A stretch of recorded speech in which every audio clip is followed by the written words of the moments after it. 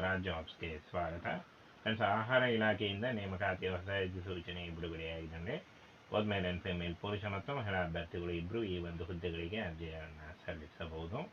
ಇನ್ನು 10th ಮತ್ತು PUC ಹಾಗೂ ಡಿಗ್ರಿ ಕೇಳಿದ್ದಾರೆ ನೋಡಿ. SLC, PUC ಮತ್ತು ಡಿಗ್ರಿ ಮಾಡಿದಂತಹ ಮೇಲ್ ಅಂಡ್ ಫಿಮೇಲ್ ಅರ್ಜಿಗಳನ್ನು ಸಲ್ಲಿಸಬಹುದು.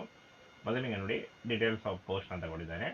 ಮೊದಲಿಗೆ ಫುಡ್ ಇನ್ಸ್ಪೆಕ್ಟರ್ ಹಾಗೂ ಅಸಿಸ್ಟೆಂಟ್ ಗ್ರೇಡ್ 1 ಮತ್ತು grade 2, grade 3 assistant grade 1, grade 2, grade 3 ಹುದ್ದೆಗಳಿದ್ದಾವೆ. ಹಾಗೆ ಇನ್ನು ಕ್ಲರ್ಕ್ ಹುದ್ದೆ ಇದೆ. ಇನ್ನು P1 ಮತ್ತು ಕಚೇರಿ ಸಹಾಯಕ ಹಾಗೂ ಅಸಿಸ್ಟೆಂಟ್ ಮ್ಯಾನೇಜರ್ ಮತ್ತು ಮ್ಯಾನೇಜರ್, ಹಿರಿಯ ಸಹಾಯಕ, ಕಿರಿಯ ಸಹಾಯಕ ನೋಡಿ, ಇಷ್ಟೊಂದು ಹುದ್ದೆಗಳಿದ್ದಾವೆ. ಈ ಒಂದು ಹುದ್ದೆಗಳಿಗೆ ಆಯ್ಕೆ ಮಾಡಿಕೊಂಡು ನೀವು ಅರ್ಜಿಗಳನ್ನು ಸಲ್ಲಿಸಬೇಕು. ಫುಡ್ ಇನ್ಸ್ಪೆಕ್ಟರ್ ಹುದ್ದೆಗಳಿಗೆ PUC ಮತ್ತು ಡಿಗ್ರಿ ಕೇಳಿದ್ದಾರೆ. ಅಸಿಸ್ಟೆಂಟ್ ಸಹಾಯಕ ಗ್ರೇಡ್ 1, 2, 3 ಈ ಒಂದು ಹುದ್ದೆಗಳಿಗೆ ಡಿಗ್ರಿ ಕೇಳಿದ್ದಾರೆ ನೋಡಿ. ಇನ್ನು ಕ್ಲರ್ಕ್ ಹುದ್ದೆಗಳಿಗೆ ಅರ್ಜಿ ಸಲ್ಲಿಸುವಂಥ ಅಭ್ಯರ್ಥಿಗಳಿಗೆ ಡಿಗ್ರಿ ಕೇಳಿದ್ದಾರೆ. ಹಾಗೆ P1 ಹುದ್ದೆಗಳಿಗೆ ನೀವು SLC ಆದವರು ಅರ್ಜಿಗಳನ್ನು ಸಲ್ಲಿಸಬಹುದು. ಕಚೇರಿ ಸಹಾಯಕ ಕೂಡ SLC ಕೇಳಿದ್ದಾರೆ. ಅಸಿಸ್ಟೆಂಟ್ ಮ್ಯಾನೇಜರ್ ಡಿಗ್ರಿ ಕೇಳಿದ್ದಾರೆ ನೋಡಿ. ಮ್ಯಾನೇಜರ್ ಮತ್ತು ಕಿರಿಯ ಸಹಾಯಕ ಈ ಒಂದು ಹುದ್ದೆಗಳಿಗೂ ಕೂಡ ಡಿಗ್ರಿ ಇದೆ. ಕಿರಿಯ ಸಹಾಯಕ ನೋಡಿ, ಈ ಒಂದು ಹುದ್ದೆಗಳಿಗೆ ನೀವು PUC ಆದಂಥ ಅಭ್ಯರ್ಥಿಗಳ ಅರ್ಜಿಗಳನ್ನು ಸಲ್ಲಿಸಬಹುದು. ಟೋಟಲ್ ಆಗಿ ಇಲಾಖೆಯಲ್ಲಿ 33,566 ಹುದ್ದೆಗಳಿದ್ದಾವೆ. ಈ ಒಂದು ಹುದ್ದೆಗಳು ಸೆಂಟ್ರಲ್ ಗೌರ್ಮೆಂಟ್ ಹುದ್ದೆಗಳಾಗಿರ್ತವೆ. ಹಾಗೆ ಈ ಒಂದು ಹುದ್ದೆಗಳಿಗೆ ನೀವು ಆನ್ಲೈನ್ ಮೂಲಕ ಅರ್ಜಿಗಳನ್ನು ಸಲ್ಲಿಸಬಹುದು. ಹಾಗೆ ಕರ್ನಾಟಕದಲ್ಲೂ ಕೂಡ ಹುದ್ದೆಗಳಿದ್ದಾವೆ. ಕರ್ನಾಟಕದಲ್ಲಿ 5,000ಕ್ಕೂ ಅಧಿಕ ಉದ್ಯೋಗಗಳಿದ್ದಾವೆ ನೋಡಿ. ಎಲ್ಲ ಜಿಲ್ಲೆಯಲ್ಲೂ ನೇಮಕಾತಿ ಆಗುತ್ತೆ. ಇನ್ನು ಫ್ರೆಂಡ್ಸ್, ಈ ಒಂದು ಹುದ್ದೆಗಳ ಬಗ್ಗೆ ಸಂಬಂಧಪಟ್ಟಂತೆ ಕರ್ನಾಟಕದಲ್ಲಿ ಎಷ್ಟು ಹುದ್ದೆಗಳಿದ್ದಾವೆ ಅದನ್ನ ಆಲ್ರೆಡಿ ತಿಳಿಸ್ಕೊಟ್ಟಿದ್ದೀನಿ. ಹಾಗೇನ ಅರ್ಜಿ ಸಲ್ಲಿಕೆಗೆ ದಾಖಲಾತಿಗಳು ಏನೇನು ಬೇಕಾಗುತ್ತೆ ಅದನ್ನು ಕೂಡ ತಿಳಿಸ್ಕೊಡ್ತೀನಿ. ಇನ್ನು friends, food department of Karnataka ಅಂದರೆ ನೀವು ಆಲ್ ಇಂಡಿಯಾದಿಂದ ನೀವು ಅರ್ಜಿಗಳನ್ನು ಕರೆದಿರ್ತಾರೆ. 33,566 ಹುದ್ದೆಗಳಿದ್ದಾವೆ. ಈ ಒಂದು ಹುದ್ದೆಗಳಿಗೆ ಮೇಲ್ ಅಂಡ್ ಫಿಮೇಲ್ ಪುರುಷ ಮತ್ತು ಮಹಿಳಾ ಅಭ್ಯರ್ಥಿಗಳು ಇಬ್ಬರು ಅರ್ಜಿಗಳನ್ನು ಸಲ್ಲಿಸಬಹುದು. ಇನ್ನು ಸ್ಯಾಲರಿ ನೋಡಿ, ಪರ್ ಮಂತ್ 21,000ದಿಂದ 1,21,000ವರೆಗೂ ನೀವು ಈ ಒಂದು ಹುದ್ದೆಗಳಿಗೆ ಆಯ್ಕೆ ಅಂತ ಅಭ್ಯರ್ಥಿಗಳಿಗೆ ಸ್ಯಾಲರಿ ಇರುತ್ತೆ. ಹಾಗೇನೆ ಇಲ್ಲಿ ನೋಡಿ, ಏಜ್ ಲಿಮಿಟ್ ಕೇಳಿದ್ದಾರೆ ನೋಡಿ. 18ರಿಂದ 35 ವರ್ಷದ ಒಳಗಿನವರು ಈ ಒಂದು ಹುದ್ದೆಗಳಿಗೆ ಅರ್ಜಿಗಳನ್ನು ಸಲ್ಲಿಸಬಹುದು. OBC ಅಭ್ಯರ್ಥಿಗಳಿಗೆ 3 ವರ್ಷ ಮತ್ತು SC/ST ಅಭ್ಯರ್ಥಿಗಳಿಗೆ 5 ವರ್ಷಗಳ ವಯೋಮಿತಿ ಸಲ್ಲಿಕೆ ಕೂಡ ಇರುತ್ತೆ. ಇನ್ನು ಸೆಲೆಕ್ಷನ್ ಪ್ರಾಸೆಸ್ಸು ಲಿಖಿತ ಪರೀಕ್ಷೆ ಇರುತ್ತೆ, ಮುಖ್ಯ ಪರೀಕ್ಷೆ ಇರುತ್ತೆ, ಹಾಗೂ ಸಂದರ್ಶನ ಮತ್ತು ದಾಖಲೆ ಪರಿಶೀಲನೆ ಮಾಡಿ ನಿಮಗೆ ಆಯ್ಕೆಯನ್ನು ಮಾಡಿಕೊಡಲಾಗುತ್ತೆ ಅಂತ ಹೇಳಿದ್ದಾರೆ ನೋಡಿ.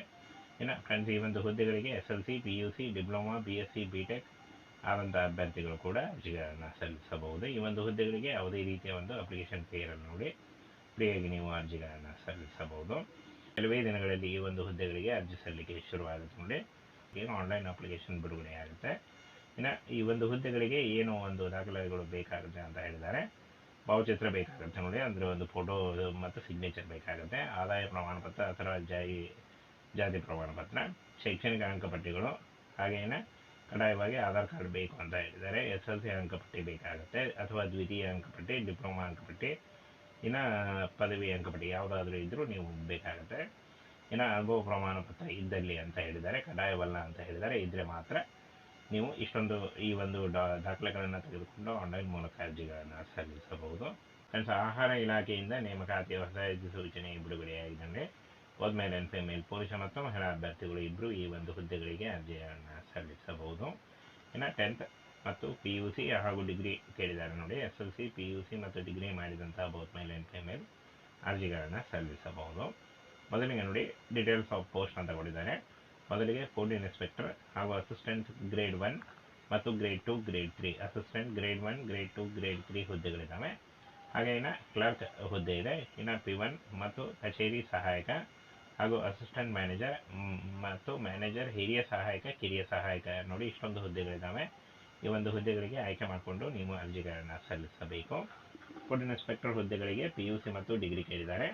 ಅಸಿಸ್ಟೆಂಟ್ ಸಹಾಯಕ ಗ್ರೇಡ್ 1, 2, 3 ಈ ಒಂದು ಹುದ್ದೆಗಳಿಗೆ ಡಿಗ್ರಿ ಕೇಳಿದ್ದಾರೆ ನೋಡಿ. ಇನ್ನು ಕ್ಲರ್ಕ್ ಹುದ್ದೆಗಳಿಗೆ ಅರ್ಜಿ ಸಲ್ಲಿಸುವಂಥ ಅಭ್ಯರ್ಥಿಗಳಿಗೆ ಡಿಗ್ರಿ ಕೇಳಿದ್ದಾರೆ. ಹಾಗೆ P1 ಹುದ್ದೆಗಳಿಗೆ ನೀವು SLC ಆದವರು ಅರ್ಜಿಗಳನ್ನು ಸಲ್ಲಿಸಬಹುದು. ಕಚೇರಿ ಸಹಾಯಕ ಕೂಡ SLC ಕೇಳಿದ್ದಾರೆ. ಅಸಿಸ್ಟೆಂಟ್ ಮ್ಯಾನೇಜರ್ ಡಿಗ್ರಿ ಕೇಳಿದ್ದಾರೆ ನೋಡಿ. ಮ್ಯಾನೇಜರ್ ಮತ್ತು ಕಿರಿಯ ಸಹಾಯಕ ಈ ಒಂದು ಹುದ್ದೆಗಳಿಗೂ ಕೂಡ ಡಿಗ್ರಿ ಇದೆ. ಕಿರಿಯ ಸಹಾಯಕ ನೋಡಿ, ಈ ಒಂದು ಹುದ್ದೆಗಳಿಗೆ ನೀವು PUC ಆದಂಥ ಅಭ್ಯರ್ಥಿಗಳ ಅರ್ಜಿಗಳನ್ನು ಸಲ್ಲಿಸಬಹುದು. ಟೋಟಲ್ ಆಗಿ ಇಲಾಖೆಯಲ್ಲಿ 33,566 ಹುದ್ದೆಗಳಿದ್ದಾವೆ.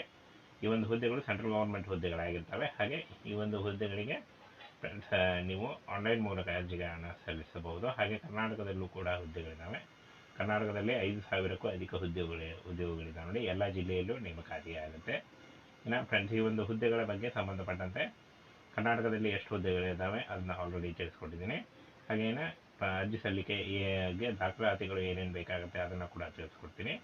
ಇನ್ನು friends, food department of Karnataka ಅಂದರೆ ನೀವು ಆಲ್ ಇಂಡಿಯಾದಿಂದ ನೀವು ಅರ್ಜಿಗಳನ್ನು ಕರೆದಿರ್ತಾರೆ.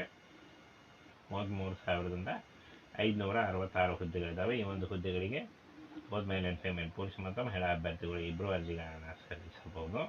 ಇನ್ನು ಸ್ಯಾಲರಿ ನೋಡಿ ಪರ್ ಮಂತ್ 21,000ದಿಂದ 1,21,000ವರೆಗೂ ನೀವು ಈ ಒಂದು ಹುದ್ದೆಗಳಿಗೆ ಆಯ್ಕೆ ಅಂತ ಅಭ್ಯರ್ಥಿಗಳಿಗೆ ಸ್ಯಾಲ್ರಿ ಇರುತ್ತೆ.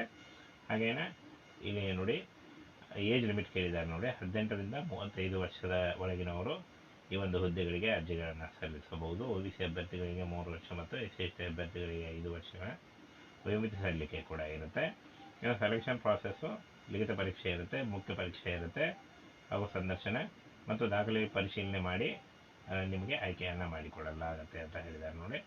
ಇನ್ನು ಫ್ರೆಂಡ್ಸ್, ಈ ಒಂದು ಹುದ್ದೆಗಳಿಗೆ SLC, PUC, diploma, BSc, BTech ಆದಂಥ ಅಭ್ಯರ್ಥಿಗಳು ಕೂಡ ಅರ್ಜಿಗಳನ್ನು ಸಲ್ಲಿಸಬಹುದು. ಈ ಒಂದು ಹುದ್ದೆಗಳಿಗೆ ಯಾವುದೇ ರೀತಿಯ ಒಂದು ಅಪ್ಲಿಕೇಶನ್ ಫೀ ಇರಲ್ಲ ನೋಡಿ. ಫ್ರೀಯಾಗಿ ನೀವು ಅರ್ಜಿಗಳನ್ನು ಸಲ್ಲಿಸಬಹುದು. ಕೆಲವೇ ದಿನಗಳಲ್ಲಿ ಈ ಒಂದು ಹುದ್ದೆಗಳಿಗೆ ಅರ್ಜಿ ಸಲ್ಲಿಕೆ ಶುರುವಾಗುತ್ತೆ ನೋಡಿ. ಏನು ಆನ್ಲೈನ್ ಅಪ್ಲಿಕೇಶನ್ ಬಿಡುಗಡೆ ಆಗುತ್ತೆ. ಇನ್ನು ಈ ಒಂದು ಹುದ್ದೆಗಳಿಗೆ ಏನು ಒಂದು ದಾಖಲೆಗಳು ಬೇಕಾಗುತ್ತೆ ಅಂತ ಹೇಳಿದ್ದಾರೆ. ಭಾವಚಿತ್ರ ಬೇಕಾಗುತ್ತೆ ನೋಡಿ, ಅಂದರೆ ಒಂದು ಫೋಟೋ ಮತ್ತು ಸಿಗ್ನೇಚರ್ ಬೇಕಾಗುತ್ತೆ. ಆದಾಯ ಪ್ರಮಾಣ ಪತ್ರ ಅಥವಾ ಜಾತಿ ಪ್ರಮಾಣ ಪತ್ರ, ಶೈಕ್ಷಣಿಕ ಅಂಕಪಟ್ಟಿಗಳು, ಹಾಗೇನೆ ಕಡ್ಡಾಯವಾಗಿ ಆಧಾರ್ ಕಾರ್ಡ್ ಬೇಕು ಅಂತ ಹೇಳಿದ್ದಾರೆ. SLC ಅಂಕಪಟ್ಟಿ ಬೇಕಾಗುತ್ತೆ ಅಥವಾ ದ್ವಿತೀಯ ಅಂಕಪಟ್ಟಿ, ಡಿಪ್ಲೊಮಾ ಅಂಕಪಟ್ಟಿ, ಇನ್ನು ಪದವಿ ಅಂಕಪಟ್ಟಿ ಯಾವುದಾದ್ರೂ ಇದ್ದರೂ ನೀವು ಬೇಕಾಗುತ್ತೆ. ಇನ್ನು ಅನುಭವ ಪ್ರಮಾಣ ಪತ್ರ ಇದ್ದಲ್ಲಿ ಅಂತ ಹೇಳಿದ್ದಾರೆ, ಕಡ್ಡಾಯವಲ್ಲ ಅಂತ ಹೇಳಿದ್ದಾರೆ. ಇದ್ದರೆ ಮಾತ್ರ ನೀವು ಈ ಒಂದು ದಾಖಲೆಗಳನ್ನು ತೆಗೆದುಕೊಂಡು ಆನ್ಲೈನ್ ಮೂಲಕ ಅರ್ಜಿಗಳನ್ನು ಸಲ್ಲಿಸಬಹುದು.